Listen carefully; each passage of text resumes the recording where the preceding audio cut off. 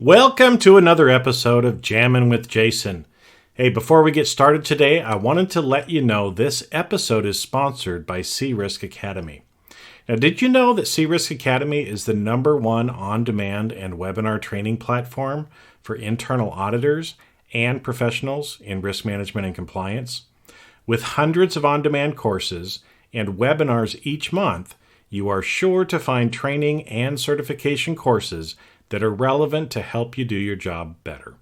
Their on-demand training gives you the ability to study anywhere, anytime, and on any device, so you can fit in your professional development on your schedule, and you receive a CPE certificate for each course you complete. C-Risk Academy is also running a special for listeners of the podcast where you can save 50% on all courses through November 30th.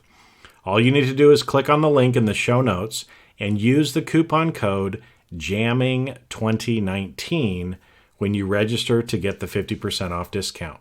So make sure to click on the link in the show notes and get your 50% discount today when you use the coupon code JAMMING2019.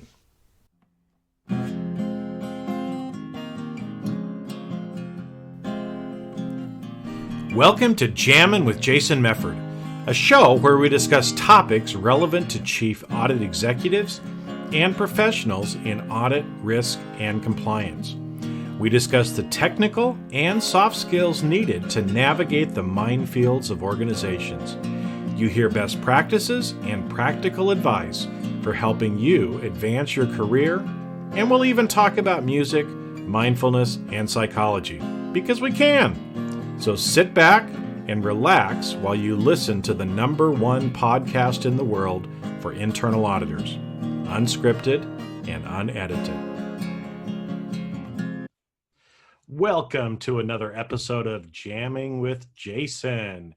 Hey, hope you're having a great week so far.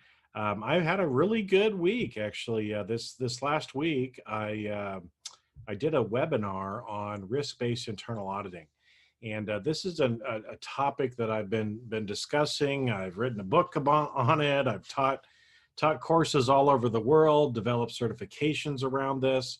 And it's really a topic that the more that I've been thinking about and the more I've been trying to answer people's questions, really see that this is something that we need to discuss again. So I'm going to talk a little bit about this today. Like I said, I did a webinar last week about that, and I'll link up to that in the show notes so you can go back out and actually take a listen to that.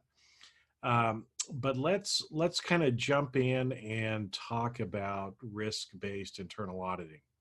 Now, I know some of you, as you're sitting here kind of listening to this, may be saying, well, now hold it just a minute, Jason. Risk-based auditing, we've been talking about that for 20 years. Isn't that old news?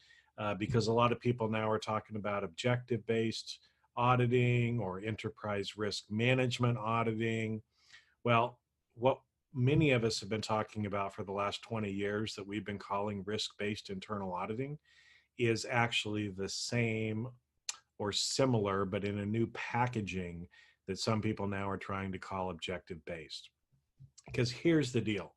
Risk-based internal auditing from the beginning was about helping to audit areas of risk and other things that, again, relate to kind of governance as well as compliance areas that are those things that may stop the organization from meeting its objectives, okay? And so this is at a high level. Here we're talking about objectives at the high organizational level. And the problem is, and why some of these other terms have been coming up, is because honestly, a lot of people are not actually doing what was intended behind risk-based internal auditing. And in fact, let me give you kind of an example. Most of the time when I talk to people, they fall into one of three different groups. There's some internal audit groups that say, you know what, we're not even trying to do risk-based auditing. We're just really kind of a compliance shop, or we're just doing testing around internal controls over financial reporting. We're not really kind of going there. Okay, great. That's fine if that's what you choose to do. There is a group that is in that particular area. There's others that, they've been doing a risk-based approach. They want to improve or get better at it. And so they're always trying to learn and figure out, how to do this in a better way. Because again, a lot of people are not really doing this in depth. And so they're still trying to figure out how to do it. The third group are people that think they're doing risk-based auditing, but actually are not. And again, in my experience, what I have found is a lot more people are in that latter group. They think they're doing risk-based auditing, but the things on their audit plan don't actually tie back to the key objectives of the organization. And so I'll go through and talk a little bit about it. And like I said, I'll talk a little bit about it in the podcast episode. It's a little bit harder because it's just audio. So again, I would encourage you to go out and take a look at that webinar recording so you can get the visual side of this as well.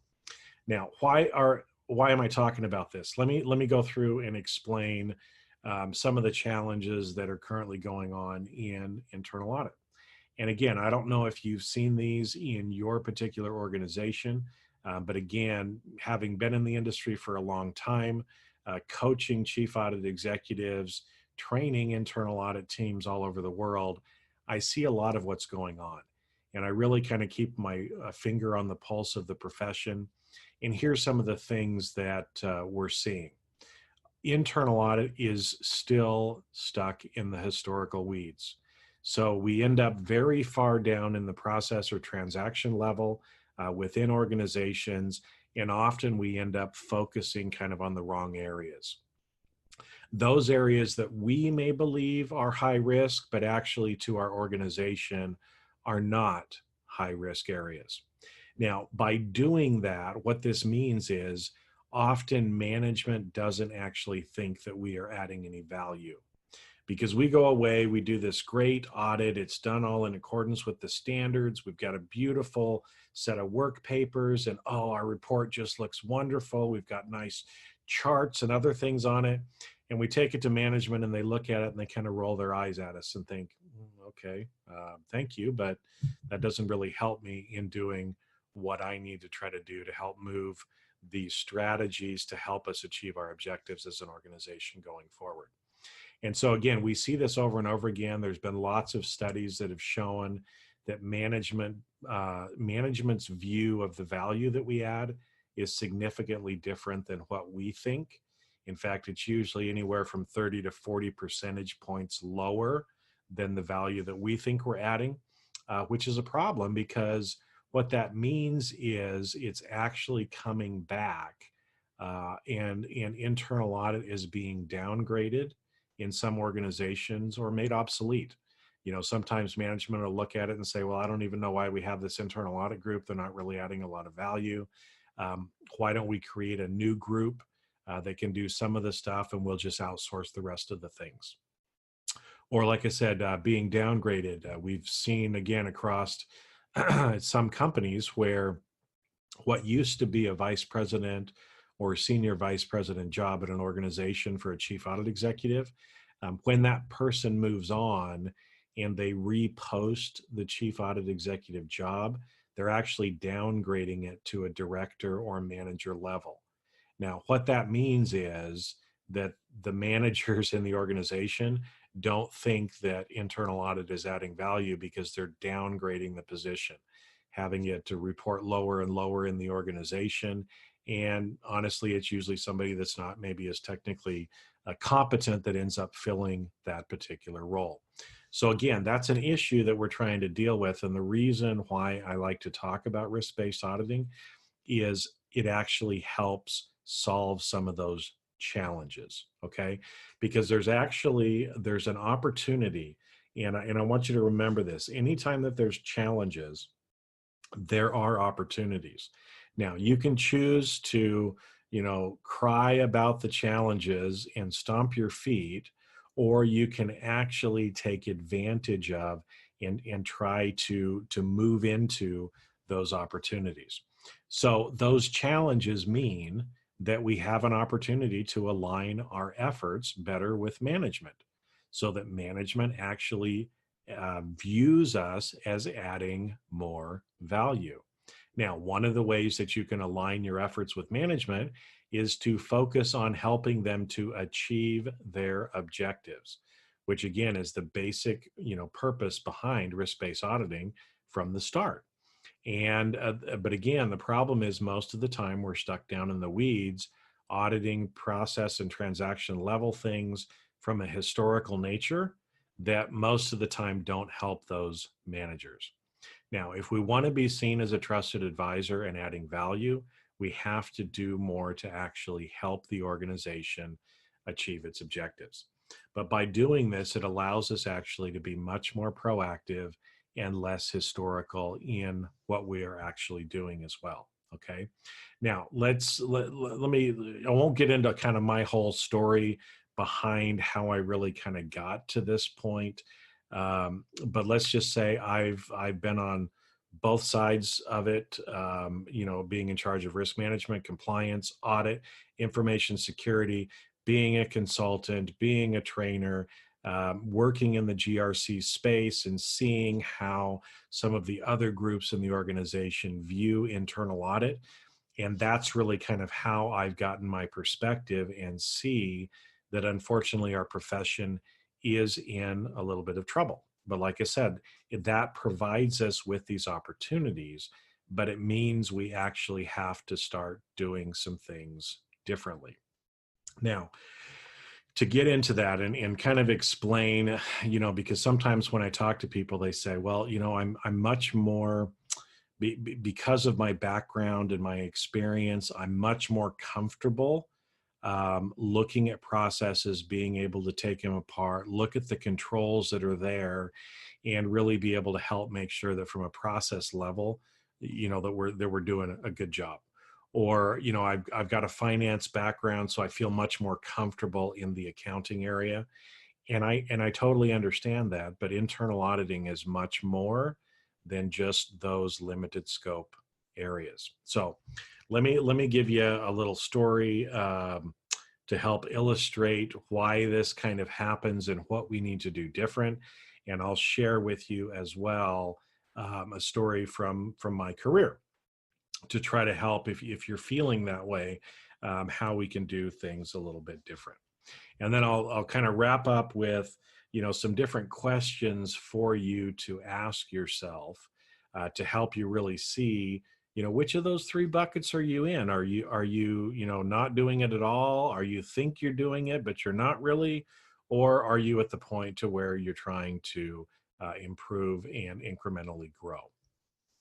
So the first story that I want to tell you is this. Actually, I've heard this. It's kind of a fable type of story, but having traveled a lot in the Middle East, there's kind of this character in the Middle East called Jaha or Juha. It's kind of pronounced a little bit differently depending on where you're at in the region. But one of the stories that I heard was about this man, and so he's a fictitious character, and he's kind of this wise fool. Okay. And so he does a lot of foolish things, but we learn wisdom from him.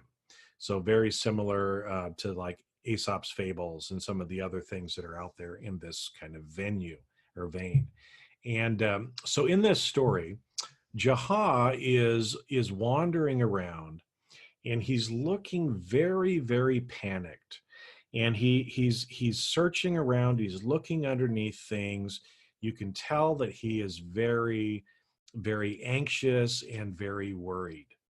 And one of his friends walks up to him and says, Jaha, my friend, it looks like you are worried, like you are looking for something. And he said, oh yes, my friend, I have lost my golden coin. And he said, what? You lost your gold coin? Yes, I lost my coin. It's been in my family for generations, so it has a lot of sentimental reasons for me.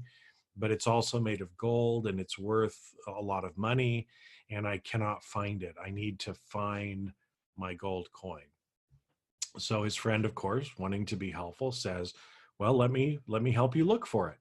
And so the two of them now are going around in this area, looking underneath everything, trying to find this gold coin. And after a little while, his friend, finally stopped and said, Jaha, we've looked all over the place, and we cannot, we can't find your coin. Where did you lose your coin? And Jaha looked at him and he said, well, over there. And he points, not where they're currently at. And his friend looks at him and says, well, if you lost your coin over there, then why are we looking for it here? And Jaha kind of shrugs and he looks up and he says, there is more light here.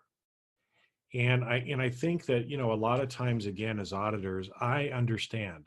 I totally get that, there's some higher risk areas to the organization where we may not feel like the expert.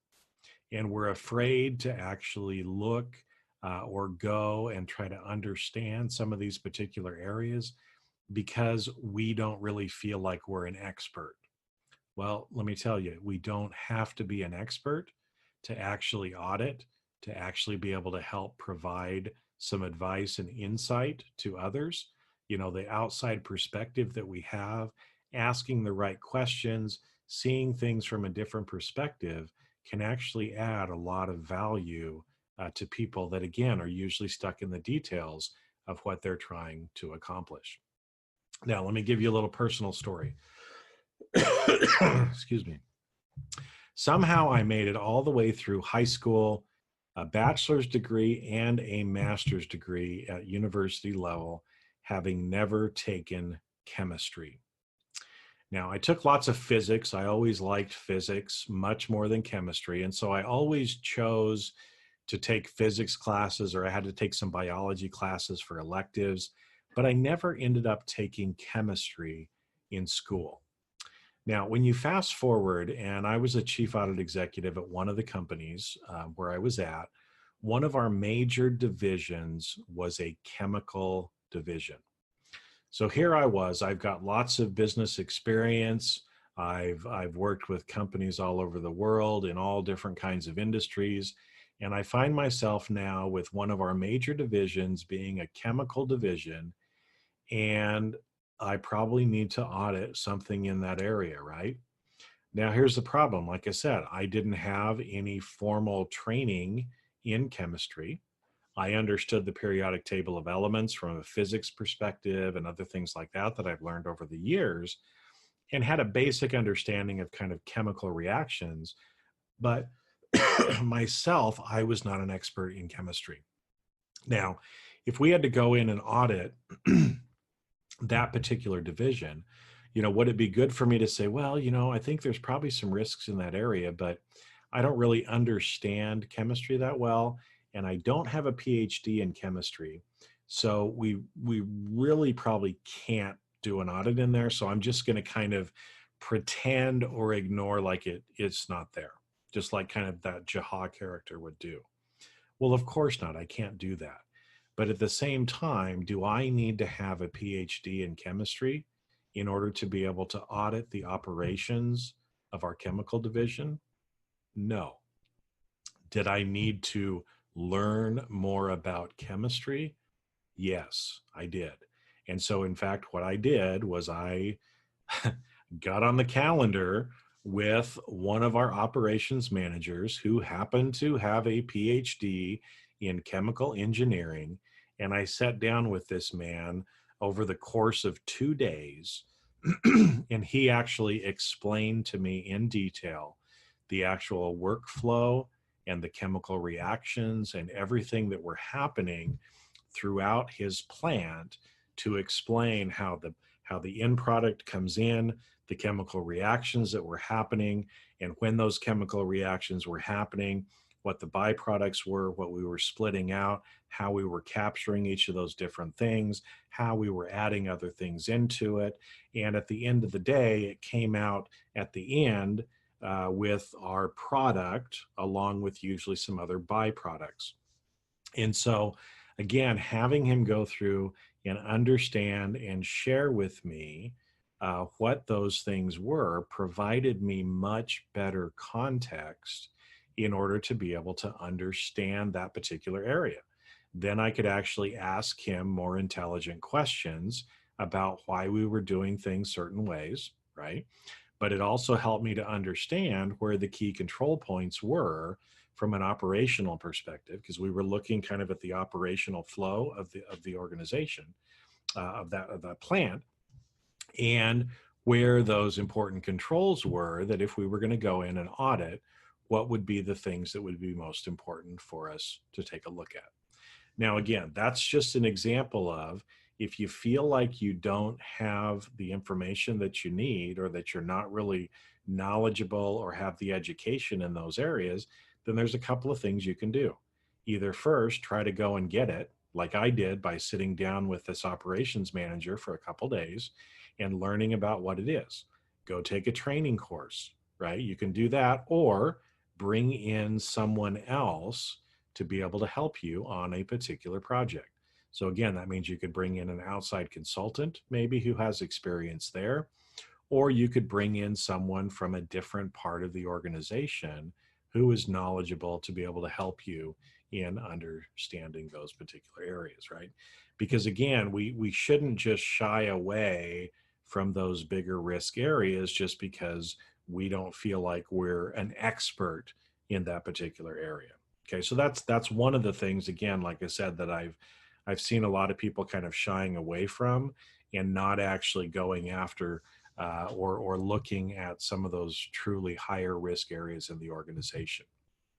Now, another one that I hear a lot of people talking about too is, I don't really know what the key objectives are, what the strategies are, or, we don't get invited to those meetings. We don't know what they are. We don't know what management is actually, trying to do, or what's top of their mind. Well, here's an easy answer for you. Ask them. Okay.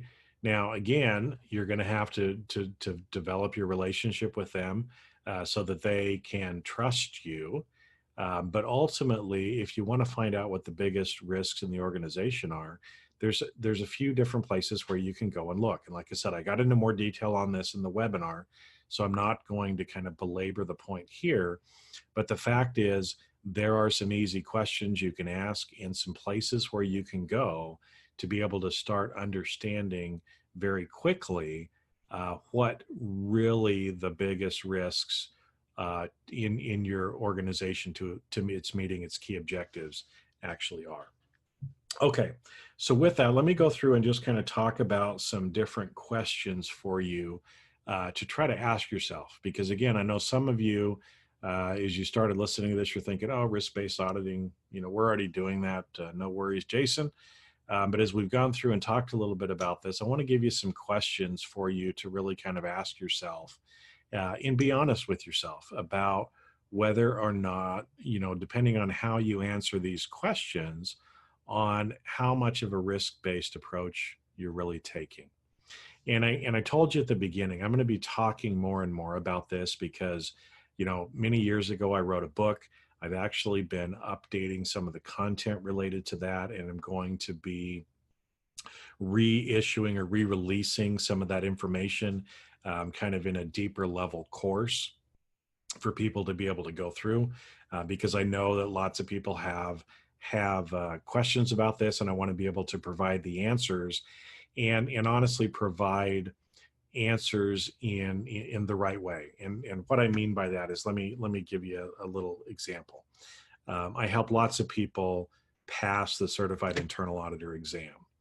And in there, I have to teach them what is on the exam. And honestly, some of the information in there, having, been in risk management and dealing with that and dealing with the GRC industry for 15 plus years, a lot of the information in the exam when it comes to talking about risk management and some risk-based audit, or what they call risk-based audit, is not very accurate. At least, again, based on my worldview and my experience, as I said, being both in internal audit as well as outside of internal audit and coming back and forth. And so, by putting some of this new information together, it's also allowing me to actually share with people what really will help because unfortunately, a lot of times when people are talking about risk-based audit, they're really just talking about traditional internal auditing that is historical and reactive in nature. And it's all of those kind of things that are leading to some of those challenges that I talked about before. And if we keep going down that path, if we don't do things different, then we're going to continue to be downsized, outsourced, and really kind of, it won't be good for our profession. Okay.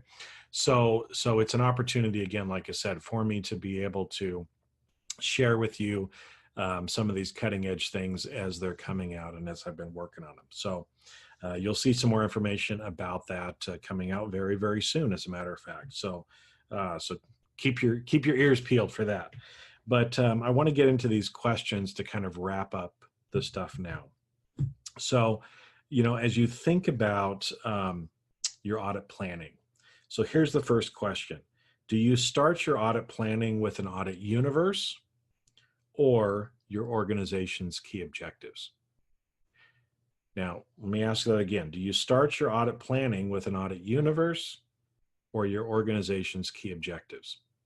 Now, I would say, again, for most of the people that I've talked to, they start with an audit universe. And the way an audit universe is usually talked about is it's a list of all the processes or transaction streams, the locations, the different business units underneath each, and you start with that as the basis for developing your audit plan. That is not a risk-based approach. A risk-based approach actually starts with the key objectives of the organization and then goes down from there. Second question, can you link every project on your audit plan back to a key organizational objective? And again, this is how a lot of times, I told you, many people fall into that third category of thinking they're doing it, but they're not. Because when I ask that question and I have people pull out their audit plan and they look at what's actually on their audit plan, they are not able to link back why they are doing those projects to a key objective that they are trying to help ensure that the organization is able to meet. So again, that question, can you link every project on your audit plan back to a key organizational objective? If the answer is no, you're probably not doing risk-based internal auditing. Now, third, when you deliver a report to management, are they appreciative of the feedback or do they roll their eyes and yawn? Now, again, that's kind of a hard one, but how much of the time when we issue an audit report is management excited, so appreciative that they're thanking you for being able to help them and make things better? Is that how they're reacting? Or are they kind of rolling their eyes and thinking, oh boy, it's the auditor again, just wasting my time, didn't actually give me anything of value? And so again, if they're rolling their eyes more than they're appreciating and giving you a big hug, then again, maybe some of the things that you're doing are not necessarily aligned with the efforts of management and likely do not tie back to key objectives as well. Now, again, I know I'm probably going to piss a lot of people off by saying that, but can answer that in a little bit more detail, just not particularly here, because there are some other things that go along with that as well. But I'm just saying kind of in general. The fourth one, does the management team come to you for advice and ask for help? And, that is really one of the biggest questions for people to be able to answer, to know whether you are a trusted advisor. Because again, I know a lot of us like to think we're a trusted advisor, but unless management is actually coming to you and asking for your input and your advice and for your help, then I've got to tell you, they don't really see you as a trusted advisor. Because if they saw you as a trusted advisor, they would actually reach out to you for help. Now, those are some questions, for you to kind of think about. And like I said, again, there's more information in that webinar that I did. And I'm also doing a follow-up webinar that's going to actually answer questions. It'll be a live Q&A session where we can actually dig deeper into this particular topic. And so again, that's going to be on October 31st. And so I'll leave information about that in the show notes as well. So check the show notes and you'll be able to sign up for that free webinar on 10/31, where we're going to get into more detail about this. Now, with that, I just kind of want to close up saying again, I know some of today what I've been talking about may be some hard medicine for some people, may have ruffled some feathers, and that's okay. I'm okay with that, because here's the reality. There are challenges in our industry, and instead of sticking our head in the sands like ostriches, we actually need to change and do things different. But again, I don't want us to just be focusing on the challenges, because as I told you to begin with, every time there's a challenge, there's an opportunity. And if you focus on the opportunities and take advantage of the opportunities that those challenges give us, then life can be great. Okay? You can align your efforts with management. You can be seen as a trusted advisor. You can be more proactive. It can be done. I promise it can be done. I've seen it done. I've helped people do it. It happens. Okay? And one of the biggest ways that it does happen is taking a truly risk-based internal audit approach, tying back to key objectives. Okay, so with that, I'm going to wrap up today. As I said, there's lots of different opportunities. You're going to hear me talking a lot more about this. If you have questions, feel free to message or email me. And like I said, show up for that webinar on October 31st, because you can ask your questions there live as well. And make sure to go back and listen to the recording of the webinar that I did this last week, which is also included in the show notes below. So with that, my friends, go out, have a great rest of your week. Ask yourself some of these questions and start thinking about what can you do? What are the little steps that you can do to start helping your internal audit group to move forward, be more aligned with the efforts of management, be seen as a trusted advisor, and help you to be more proactive in what you are doing. So with that, like I said, have a great rest of your week, and I will see you on a future episode of Jamming with Jason. Take care. And that's a wrap. Thanks for listening to today's episode of Jamming with Jason. Keep on rocking in the audit world. Have a great rest of your day, and I'll catch you later on the next show. If you'd like to earn continuing professional education for listening to today's episode, head on over to C-Risk Academy at ondemand.criskacademy.com. And that's C as in the letter C, riskacademy.com. Not only do you get a CPE certificate, but you also will have access to the video version of today's show. The views and opinions expressed on this show are that of the individuals and not of their respective organizations.